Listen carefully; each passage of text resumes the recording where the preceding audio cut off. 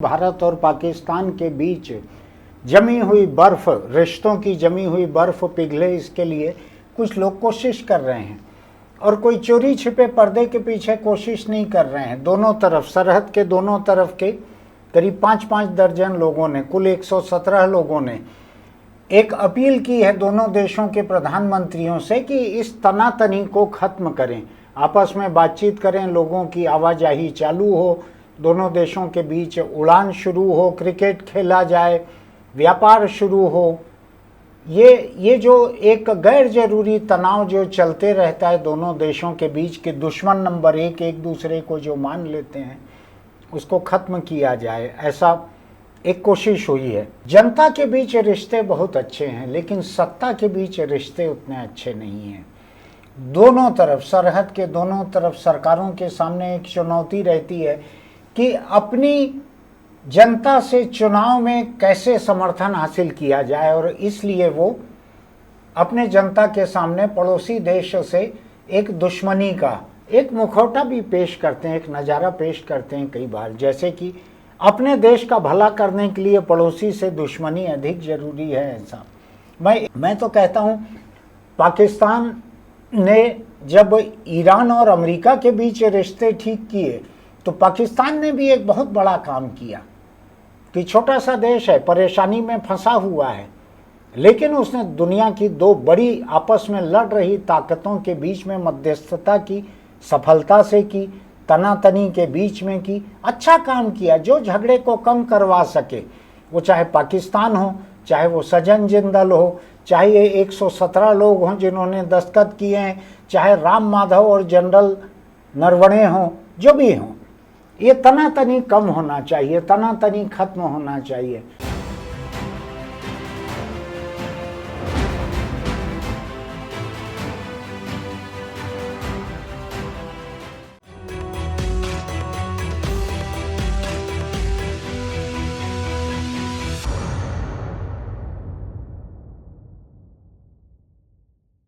नमस्कार, मैं छत्तीसगढ़ अखबार के YouTube चैनल इंडिया आजकल के स्टूडियो से सुनील कुमार आज एक बड़ी सकारात्मक खबर लेकर आपके बीच हूँ। भारत और पाकिस्तान के बीच जमी हुई बर्फ, रिश्तों की जमी हुई बर्फ पिघले, इसके लिए कुछ लोग कोशिश कर रहे हैं और कोई चोरी छिपे पर्दे के पीछे कोशिश नहीं कर रहे हैं। दोनों तरफ, सरहद के दोनों तरफ के करीब 5-5 दर्जन लोगों ने, कुल 117 लोगों ने एक अपील की है दोनों देशों के प्रधानमंत्रियों से कि इस तनातनी को खत्म करें, आपस में बातचीत करें, लोगों की आवाजाही चालू हो, दोनों देशों के बीच उड़ान शुरू हो, क्रिकेट खेला जाए, व्यापार शुरू हो।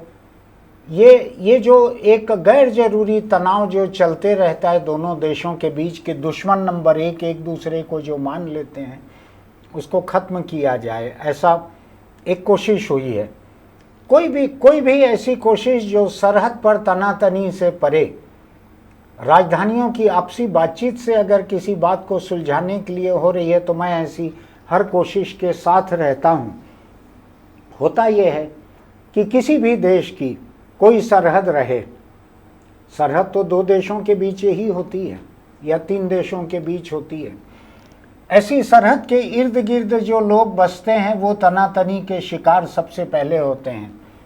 तनाव सरहद पर रहता है, लेकिन मारे जाते हैं सरहद के ही लोग। राजधानियों में बैठे हुए लोग महफूज रहते हैं, वो बातचीत करें या ना करें, उनके ऊपर गोला बारूद बाद में गिरता है, गिरता ही नहीं है राजधानियों तक, अगर वो यूक्रेन और रूस न हो तो भारत और पाकिस्तान के बीच एक निहायत गैर जरूरी तनातनी ऐसी चलती रहती है कि जिस तनाव के चलते हुए हो सकता है दोनों देशों की अलग अलग वक्त पर तोहमतें रहती है कि उनके यहाँ किसी आतंकी घटना में पड़ोसी देश का हाथ है, और इधर तो हिंदुस्तान और पाकिस्तान के बीच हाल के बरसों में जंग भी हो चुकी है, हवाई हमले हो चुके हैं, सब कुछ हो चुका है। एक चर्चा ये है कि ये जो पहल हो रही है दोनों देशों के बीच बातचीत की, ये अमेरिका भी यही चाहता है कि दोनों देशों के बीच बातचीत हो। अब मैं थोड़ा हैरान होता हूँ आज कौन क्या चाहते हैं और कौन क्या नहीं चाहते हैं। मैं देखता हूँ कि जिस अमेरिका की लीडरशिप ट्रंप जैसा एक बिल्कुल बिफरा हुआ जानवर को गाली देना नहीं चाहता मैं, लेकिन मिसाल दे रहा हूँ, एकदम बिफरे हुए जानवर के जैसा ट्रंप जो है वो ईरान पर जिस तरह से हमला कर बैठा था और फिर उसको समझ में आया कि ये फंस गया है, तो उसने जिस तरह से पाकिस्तान की मदद ली, पाकिस्तान के सामने गिड़गिड़ाया, पाकिस्तान ने मध्यस्थता की और ईरान के सामने घुटने टेक कर ट्रंप ने एक युद्ध विराम किया, क्योंकि खुद अमेरिकी संसद उसके खिलाफ हो गई थी। तो मैं ये सोच रहा हूँ कि जिस देश ने अभी हाल ही में इतना बड़ा, ईरान के इतिहास का एक सबसे बड़ा हमला इजराइल और अमेरिका ने अभी किया उसके ऊपर, और उस अमेरिका के साथ बातचीत हो रही है ईरान की, एक दूसरे के ऊपर हमले भी चल रहे हैं छिटपुट अभी, लेकिन बातचीत भी चल रही है और लंबी चौड़ी बातचीत चल रही है। अब अमेरिका बांह मरोड़ रहा है कि जो खाड़ी के जो दूसरे देश हैं वो लोग ईरान को पैसा दे उसके पुनर्निर्माण के लिए, जिसको बर्बाद अमेरिका ने किया है। तो जब ये तमाम बातें हो सकती हैं, जब यूक्रेन का राष्ट्रपति जेलेंस्की ये कह सकता है कि मैं मॉस्को भी जाने के लिए तैयार हूं बातचीत के लिए, शांति वार्ता के लिए, जब लेबनान और इजराइल के बीच अमेरिका शांति वार्ता करवा सकता है, तो भारत और पाकिस्तान के बीच क्यों नहीं होनी चाहिए? हुए हैं, आतंकी हमले हुए होंगे, फौजी हमले हुए होंगे, उनका नतीजा दोनों आपस में बैठकर निकालें। मैं तो छत्तीसगढ़ को देखता हूं, भारत और पाकिस्तान की सरकारों को छत्तीसगढ़ के बस्तर के नक्सल मोर्चे से सबक लेना चाहिए, कुछ सीखना चाहिए, जहां सरकार ने गोली चलानी थी गोली चलाई, बोली चलानी थी बोली चलाई, और नक्सल हिंसा को तकरीबन खत्म कर दिया है फिलहाल। तो कुछ लोगों को अच्छा नहीं लगेगा ये सुनना, लेकिन मुझको तो बहुत अच्छा लग रहा है। मैं पहले भी छत्तीसगढ़ की सरकार और केंद्रीय गृह मंत्री अमित शाह दोनों को नक्सल हिंसा खत्म करवाने के लिए बधाई भी दे चुका हूँ। मेरे कुछ परिचित लोगों को अच्छा नहीं लगा था, ना लगा होगा, मैं तो अपने मन की बात कहता हूँ, प्रधानमंत्री नहीं हूँ लेकिन मन की बात तो कह सकता हूँ। मेरे पास एक माइक है, एक कैमरा है, मैं भी बोल सकता हूँ। तो मुझको ये मन की बात बहुत अच्छी लग रही है उन 117 लोगों की जिन्होंने दोनों देशों के प्रधानमंत्रियों को चिट्ठी लिखी है कि बातचीत करो, आपस में ये तनातनी को खत्म करो। इसमें भारत के तरफ से फारूक अब्दुल्ला, महबूबा मुफ्ती, ये मीरवाइज उमर फारूक, ये कश्मीर के लोग हैं जो सबसे पहले शिकार होते हैं भारत पाकिस्तान के बीच तनातनी के। राजद के मनोज झा, मैंने आपके लिए इसी चैनल पर इंटरव्यू किया था मनोज झा को, बहुत ही सुलझे हुए, बहुत ही समझदार व्यक्ति हैं, दिल्ली यूनिवर्सिटी में प्रोफेसर भी हैं और लालू यादव के पार्टी के वो प्रवक्ता भी हैं, बहुत समझदार व्यक्ति हैं। उनसे बात करके मुझको बहुत मज़ा आया था और उस इंटरव्यू को सुनकर देखकर हमारे चैनल पर कई लोगों ने मुझको फ़ोन किया था कि हमको देखने में भी बहुत मज़ा आया, और मनोज झा ने भी मुझको शुक्रिया कहा था कि आपसे बातचीत करके बहुत ही अच्छा लगा। कांग्रेस के एक नेता रहे हुए हैं, आज हैं कि नहीं मुझको नहीं मालूम, मणिशंकर अय्यर, और रॉ जो है research and analysis wing, Bharat की देश के बाहर जासूसी करने, रिसर्च करने के लिए जो एजेंसी है रॉ, उसके एक भूतपूर्व प्रमुख हैं AS दुलत, उन्होंने किताबें भी लिखी है कुछ बहुत अच्छी। दूसरी तरफ पाकिस्तान में वहाँ के एक पूर्व विदेश मंत्री हैं, वहाँ के एक परमाणु भौतिक विज्ञानी हैं, वहाँ के कुछ एक डिप्लोमेट हैं, वहाँ के कुछ एक सांसद हैं। इन लोगों ने मांग की है दोनों तरफ से, और मुझको तो बहुत सारे लोग बताते हैं, दोनों तरफ, सरहद के दोनों तरफ के लोग बताते हैं कि जब एक दूसरी तरफ जाना होता है तो लोग खूब स्वागत करते हैं, छोटी मोटी चीज़ का कोई पैसा वैसा भी नहीं लेते हैं। जनता के बीच रिश्ते बहुत अच्छे हैं, लेकिन सत्ता के बीच रिश्ते उतने अच्छे नहीं हैं। दोनों तरफ, सरहद के दोनों तरफ सरकारों के सामने एक चुनौती रहती है कि अपनी जनता से चुनाव में कैसे समर्थन हासिल किया जाए, और इसलिए वो अपने जनता के सामने पड़ोसी देश से एक दुश्मनी का एक मुखौटा भी पेश करते हैं, एक नज़ारा पेश करते हैं कई बार, जैसे कि अपने देश का भला करने के लिए पड़ोसी से दुश्मनी अधिक जरूरी है। ऐसा मैं एक देश की बात नहीं कर रहा हूँ, और मैं जब कभी भी द्विपक्षीय मुद्दों पर बोलता हूँ तो मैं उनमें से किसी पक्ष का हिस्सा नहीं रहता हूँ। इसलिए आज की मेरी इस बातचीत में आप गलती से भी शायद मेरी देश, मेरा देश, मेरी ज़मीन, हमारा, उनका ऐसी बात नहीं सुनेंगे। मेरा कोई भरोसा नहीं है इस तरह की सरहद के दोनों तरफ की चीज़ों में किसी एक का हिस्सा होने के लिए। फिलहाल एक दूसरी खबर ये आई है, इन 117 लोगों के दस्तखत वाली चिट्ठियों के अलावा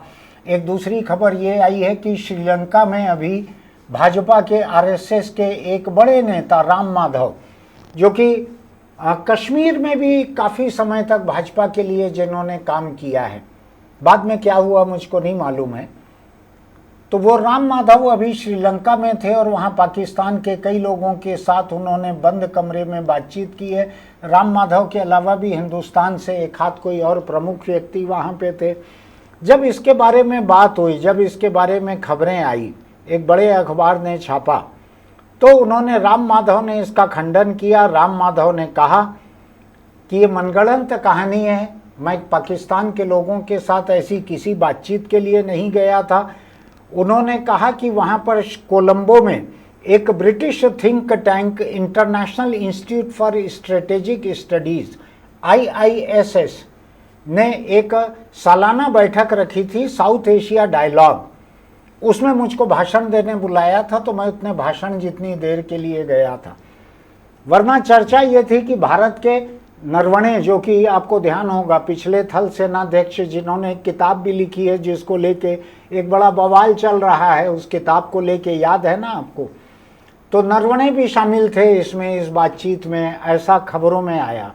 दिल्ली के एक भरोसेमंद अखबार ने, आमतौर पर भरोसेमंद अखबार ने ऐसी खबर छापी थी, और मैं इस खबर को बिल्कुल ही गैर भरोसेमंद नहीं मान रहा हूँ। हो सकता है राम माधव पूरे सच को अभी बोलने की स्थिति में ना हो। आमतौर पर यही होता है, सरकारें या सरकार से जुड़े लोग शुरू में खंडन करते हैं।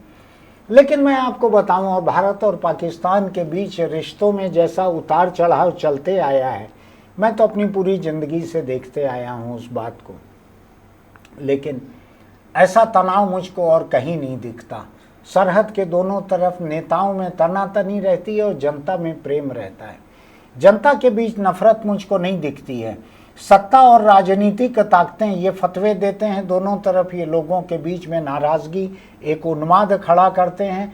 लेकिन लोग हैं कि फिर एक दूसरे की फिल्में देखते हैं, सीरियल देखते हैं, संगीत सुनते हैं, कहानी सुनते हैं। मुझको ध्यान नहीं है कि मैं पाकिस्तान के सिंगर्स को कितना सुनता हूँ, मुझको ध्यान भी नहीं है कि मैं हिंदुस्तान के किसी सिंगर को उतना सुनता हूँ या नहीं सुनता हूँ। ऐसे सरहद के दोनों तरफ ऐसे अनगिनत लोग हैं।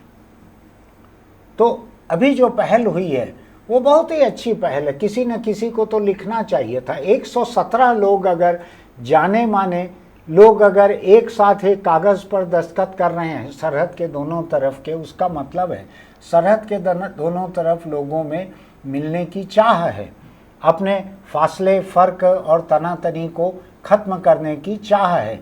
जनता के बीच कभी रही भी नहीं ये तनातनी, सरकारों के बीच रही है। लेकिन सरकारों के बीच की तनातनी भी ख़त्म करने की कोशिशें कभी कभी हुई हैं। आपको ध्यान होगा, अटल बिहारी वाजपेयी जब प्रधानमंत्री थे तो एक बस डिप्लोमेसी हुई थी। वो शायद दिल्ली से ही बस से वो लाहौर गए थे, याद है आपको। अभी ज़्यादा पुरानी बात क्यों करूं मैं, प्रधानमंत्री नरेंद्र मोदी, उनको तो 10-12 साल ही हुए हैं प्रधानमंत्री बने हुए। ये कहीं खाड़ी के किसी देश में गए हुए थे। अचानक एक खबर आई कि प्रधानमंत्री पाकिस्तान में उतर रहे हैं, नवाज शरीफ के घर जाएंगे। उनके यहाँ शायद नवाज शरीफ का खुद का, उनकी बेटी का, किसी का जन्मदिन था, बेटी की शादी की तैयारियां चल रही थी। तो नरेंद्र मोदी पाकिस्तान के प्रधानमंत्री के यहाँ बिना किसी राष्ट्रीय बुलावे के, बिना किसी औपचारिक कार्यक्रम के, ये खबर आई कि उनका विमान उतर रहा है पाकिस्तान में। उसके बाद वहाँ के प्रधानमंत्री नवाज शरीफ थे, लेकर उनको अपने घर जा रहे हैं। मोदी जाकर उनकी माँ के पैर छू रहे हैं, उनको शॉल दे रहे हैं। वो लोग वहाँ से मोदी की माँ के लिए तोहफे दे रहे हैं। एकदम ऐसा लगा कि सरहद जो है उसको किसी बच्चे ने, ऐसा जो इरेजर रहता है, रबर जिसको कहते हैं इधर स्कूलों में, उससे उसने सरहद मिटा दी हो थोड़ी देर के लिए किसी बच्चे ने। बाद में समझ में आया कि सज्जन जिंदल भारत के एक बड़े उद्योगपति हैं, कर्नाटक में उनके सबसे बड़े उद्योग हैं, और छत्तीसगढ़ में भी रायगढ़ में उन्होंने एक उद्योग खरीदा है अपने भाई नवीन जिंदल से, ऐसा ही याद पड़ता है मुझको। सज्जन जिंदल के नवाज शरीफ के परिवार से 2 पीढ़ी के रिश्ते हैं। सज्जन जिंदल के पिता ओपी जिंदल और नवाज शरीफ के पिता, इन दोनों की दोस्ती थी। वो हिंदुस्तान आते थे तो इनके घर रुकते थे, ऐसी दोस्ती थी।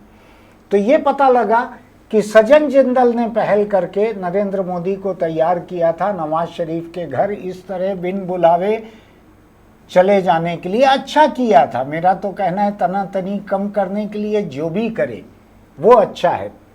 सज्जन जिंदल से इधर कारखाने को लेके कोई फर्क हो सकते हैं, लेकिन अगर पाकिस्तान के साथ रिश्ते चाहे डोनाल्ड ट्रंप बेहतर कर सके हिंदुस्तान पाकिस्तान के, चाहे सज्जन जिंदल कर सके, चाहे कोई भी कर सके।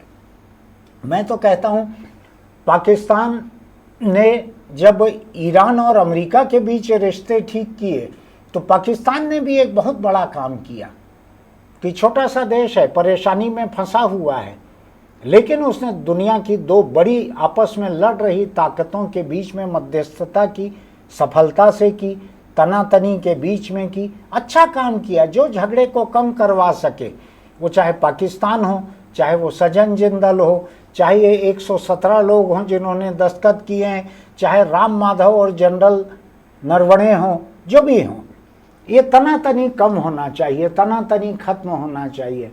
मैं आपको बताऊं, हमारे इस दफ्तर से, इस स्टूडियो से 4 किलोमीटर दूर शहीद स्मारक भवन है, उसके हॉल में गुलाम अली का गायन हुआ था। मैं सामने बैठकर रूबरू उसको सुन रहा था। उनको मैं स्कूल के समय से जिनको कैसेट्स पे सुनते आ रहा था, उनको रूबरू बैठकर सुन रहा था। ऐसी ही मोहब्बत पाकिस्तान जो हिंदुस्तानी गायक जाते हैं उनको वहाँ भी मिलती है, कलाकारों को वैसी ही मोहब्बत मिलती है, पत्रकारों को भी वैसी ही मोहब्बत मिलती है। तो मेरा ये मानना है कि इसमें किसी को भांजी नहीं मारनी चाहिए। भारत और पाकिस्तान के बीच में एक बात बतलाऊं आपको, अगर तनातनी कम होगी, फौजी लड़ाई मुकाबला कम होगा, सरहद पर आपको अंदाज नहीं है, लेकिन मैं आपको बतला सकता हूं, कारगिल जैसे बर्फ़ के बीच में जहां 12 महीने बर्फ़ रहती है, वहां पर दोनों तरफ के शायद दर्जनों सैनिक बर्फ़ में जमकर मर जाते हैं हर साल। ठीक आंकड़े मेरे पास नहीं है, दर्जनों सैनिक दोनों तरफ के बर्फ़ में जमकर मर जाते हैं। 24 घंटे बर्फ़ में रहकर वो चौकसी करते हैं। ये तनातनी कम हो तो कितना अच्छा होगा। मेरे जाने कितने ही दोस्त उस तरफ रहते हैं पाकिस्तान की सरहद में। मेरी मुलाकात उन लोगों से नहीं है। उनके जाने कितने दोस्त इस तरफ रहते हैं हिंदुस्तान की सरहद में। मैं दोनों देशों को अलग अलग नहीं गिन रहा हूँ, मैं दोनों देशों को अड़ोसी पड़ोसी गिन रहा हूँ। और मैं बताऊँ आपको एक बात, आप रिश्तेदार छांट सकते हैं, पड़ोसी नहीं छांट सकते। आपके पड़ोस के घर में अगर किसी ने मकान बना लिया है, वो आपको पसंद है या नहीं पसंद है, आप पड़ोसी नहीं बदल सकते तब तक जब तक कि आप मुंबई में कोई बहुत बड़ा है ना, एक इमारत ऐसी आसमान तक पहुंचती है जिसके ऊपर खड़े होकर एक आदमी ऐसा चांद को टटोल लेता है। उसने अपने आसपास के लोगों की झोपड़पट्टियों को खरीदने की कोशिश जरूर की थी मुंबई में, नहीं हो पाया। आज भी उन्हीं झोपड़पट्टियों के बीच में, खोमचों के बीच में उसको रहना पड़ रहा है। तो आप पड़ोसी नहीं बदल सकते। भारत और पाकिस्तान एक दूसरे को नहीं बदल सकते, ये यहीं पे रहने वाले हैं। इतना बड़ा भूकंप नहीं आने वाला है कि ये दोनों देश दूर चले जाएं, खत्म हो गए वैसे भूकंप के दिन। इसलिए जो कोई कोशिश कर रहे हैं भारत और पाकिस्तान के बीच तनातनी कम करने की, उनको मेरा पूरा समर्थन है।